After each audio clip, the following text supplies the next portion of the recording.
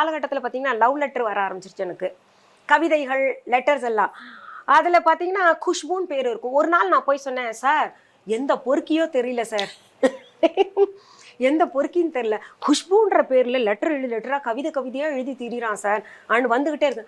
கொண்டாங்க அந்த பொறுக்கி எழுதுன நான் பார்க்குறேன், என்ன எழுதியிருக்கான்னு நான் பார்க்குறேன்னு அவரும் வாங்கி பார்ப்பாரு.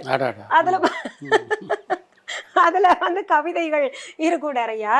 இருங்க இந்த பொறுக்கி யாருன்னு சீக்கிரத்தில் கண்டுபிடிச்சிடலாம் அப்படின்பாரு. நானும் சொல்லுவேன், சார் சீக்கிரம் கண்டுபிடிங்க சார், பட் இதெல்லாம் நான் கண்டுக்கிறது இல்லை சார். நமக்கு என்ன தெரியுமா சார், எனக்கு அந்த சின்ன வயசுலேருந்தே கொஞ்சம் லட்சணமாக இருந்தோன்னே அந்த பழகி போச்சு. அது ஸ்கூலில் வந்து பசங்க பெண்ணு, அப்புறம் அதை நான் சினிமாவில் நடிக்கிற கூப்பிட்டது அதெல்லாம் பார்த்தீங்கன்னா எனக்கு ஒரு மாதிரி பழகி போச்சுன்னு வைங்களேன். ஒரு காலகட்டத்தில் இதுதான் போல இருக்கு அப்படின்ற மாதிரி பழகி போச்சு. அதெல்லாம் பெருசாக பாராட்டுறது கிடையாது. அப்போ வந்து இவர் ஒரு காலகட்டத்தில் இதில் எழுத்து இவரோடது மாற்றி எழுதுவார். லாஸ்ட்டில் குஷ்புன்னு போடுவார். குஷ்புன்றது புஷ்போனா குப்புசாமியா ஷார்ட் ஃபார்மா.